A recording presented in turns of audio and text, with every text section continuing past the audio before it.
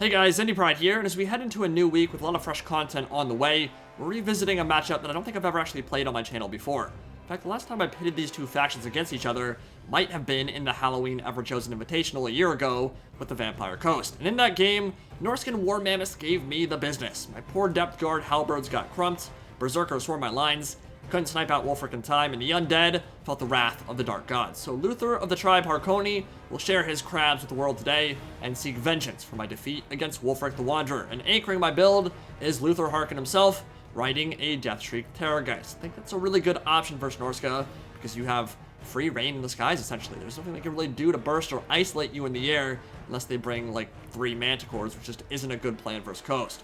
Luthor is, of course, all about eliminating enemy casters. He's a Psychic Null, essentially, a blank with innate magic resist, a Power Siphon to increase enemy cooldowns and vigor loss, and strong defensive debuffs for enemies. Did not bring Slon gold this game, because if you fully kit him out, he's well over 3,000 gold, which is a lot to invest in a character who does not have magic himself, but he has a variety of ways to beat you, and I think he's a pretty strong lord.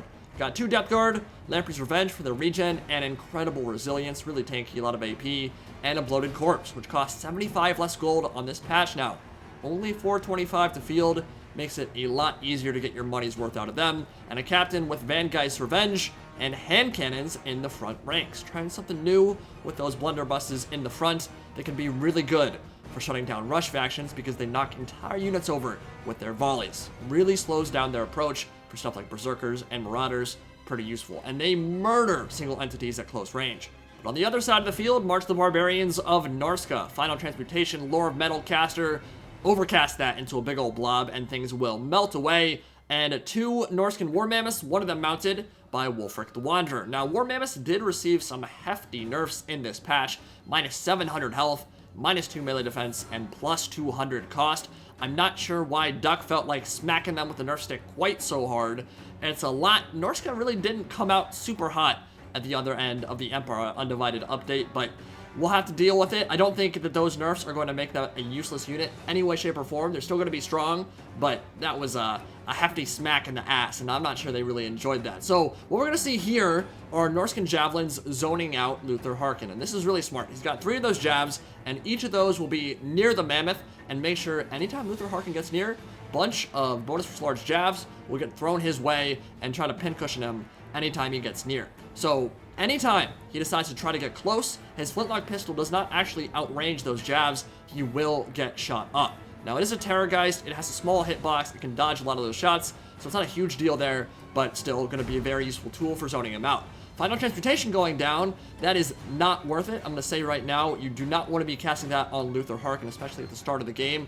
If you're going to cast that spell on him, it needs to be in a fight where you can burst him down, because he has innate regen from the Terrorgeist and from his own regen because he's a vampire lord, and that means all that health that he just lost, which to be honest wasn't that much to begin with, will come right back while he flies around and dodges all these shots. There are some spells like Spirit Leech that can be worth casting on a regen lord over and over just to make them hit the healing cap quicker, but Final Transmutation is probably not one of those. You really just want to wait until a high value blob forms, then nuke it with an overcast. Norscan Warhounds coming in from the flank. I was a little bit slow on the uptake there. They are going to get into the hand cannon unit, but I will retreat them behind those meat shields, and the opening volleys will begin, and that's the extra value blunderbusses bring to bear that handguns don't have. Filling the air with rusty sporks and makeshift buckshot, they're knocking over that entire front line, slowing them down tremendously, allowing more space for my zombies to get in, my Lamprey's Revenge to charge in from the flank, and basically just create some opportunities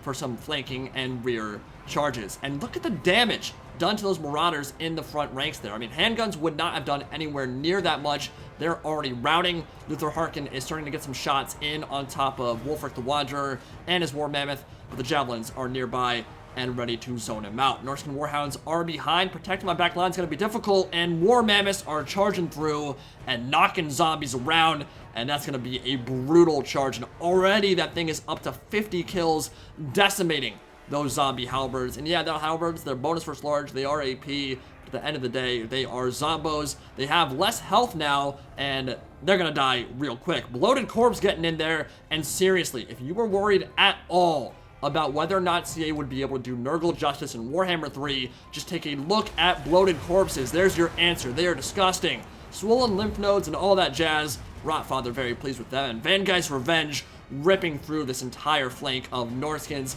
decimating their infantry line, getting 70 kills off that single cast, and that's going to really help turn things over on that side. Zombies will probably crumble out. That's 100% worth it for me. Got a ton of value out of that cast there. But the War Mammoths are already into my back line, on top of the Depth Guard, who are already way past half HP, and this is starting to feel a lot like that first game against Aerocrastic in the Ever-Chosen Invitational when he was running over my Death Guard halberds with War Mammoths. It does not feel very good. We do have a nice crossfire going in this time, and that should help a lot. A lot of shotguns, a lot of AP going that War Mammoth's way, and look at that HP bar plummet as those volleys come in. Already wavering, and might be able to rout it off as Seafang rips through the Death Guard. Didn't do a ton of damage there. Luthor Harkon is still in the hunt, but Wulfrik the Wanderer is a huge problem. Full HP at the moment. That War Mammoth, it was full HP only a couple seconds ago. Handguns wouldn't even be able to do that much damage, and that is why I'm really liking the Blunderbuss pick right now. It decimated the infantry line as they charged in, and destroyed that War Mammoth when he managed to get into the back. Deathstreak Terrorgeist feasting on some Marauder Hunters with jabs, trying to shut them down, prevent them from firing into Luthor Harkon or the Lamprey's Revenge, and a nice overcast clipping the Rotting Prometheans, Depth Guard, and Vampire Fleet Captain. And that's gonna hurt. That was a lot of value generated from that cast. Much better than the first one, as the War Mammoth in the rear continues to get shot by the Blunderbusses and might be too close to the white line to actually rally. Leadership might not allow it to come back before it's off the map for good. Vampire Fleet Captain needs to be incredibly careful. Wulfrik with that bonus versus infantry and AP is going to munch her for dinner, but she does have some support using the Hunter of Champions, going down on the Terrorgeist, and looks like the War Mammoth is coming for blood, coming for Luthor Harkon's booty. He is moving so slow right now, agonizingly slow, getting chunked down by jabs and attacked in the rear, and he needs to get up into the air or he's going to die. You cannot take on Wulfrik in a 1v1 fight right now. Needs to get some of that regen and his health back up before he goes back into the fray. Maybe use some of that flintlock pistol ammunition as well. Death Guard are fighting it out with Berserkers, and we're going to find out once and for all who the true Zerkers really are. Both kind of fill the same role, but Vampire Coast Infantry is much more expensive in this case. They're 1,100 gold, Berserkers are only 750, and so we're going to see who can win that fight. It looks like Death Guard are going to be able to push through and start chopping into the Marauders and get some really nice kills here. That hunger going to let them sustain higher armor, really useful in that kind of fight. They don't have a majority AP on their weapon damage, but they have very, very high weapon damage base. So they were able to cut through the Berserkers, and they're going to get into those Marauders and hopefully hunt down those Javelins as well. The Javelins are probably the biggest threat in the field right now outside of the War Mammoth and Wulfrik, because they can take down the Lamprey's Revenge, and they can take down Luthor real quick if he gets tied down. The Scurvy Dogs are on top of those ranged units, making sure they cannot fire. The Depth Guard are on the prowl as well, but one thing I haven't really done that well this game is keep them away from War Mammoths. And part of that is just because my opponent's done a very good job of keeping his War Mammoths on top of my stuff as a nice Searing Doom goes down on top of the Depth Guard. But I haven't really kept them far away from Wulfrik or the enemy War Mammoths, and so what they've done is just go in and crump the crap out of them, charging in from the flank, and there's another one, sending them flying, just destroying that infantry unit off the charge, and they're going to crumble out of existence almost immediately after that charge. To be fair, it is kind of hard to keep Death Guard fully away from them because they are a huge monster. Beautiful Death Streak, though. Going to go down, chunk down Wulfrik's HP by 1,000 with that single breath. But as the Depth Guard disappear from the battlefield and the infantry engagement on both sides continues to be a very torrid affair, it's looking like Marauders might be able to push through and finish off the rest of my elite infantry. And that would leave only zombies left, and not a whole lot of them at that. Got 2 units of Blunderbuss, but they're both severely depleted, and Norscan Warhounds are still alive. You see them routing on the right side of the screen. That's a problem. Seafang gonna go through. Not sure it actually got very many kills there, but a good idea. And yeah, we pretty much have 1 zombie deckhand polearm unit and 2 Blunderbuss units and Luthor Harkon himself. Balance board very much in Norscan's favor, and this is gonna be pretty hard to bring this one back. We're gonna have to take out Wulfrik and make sure they lose their mobility, because those Warhounds, if they get into the Blunderbuss before they're able to fire any more shots, it's gonna be very, very bad news. So we'll retreat those Blunderbuss behind the safety of the polearm units. They should be able to hold the line okay here. They are wavering and probably pretty close to crumbling.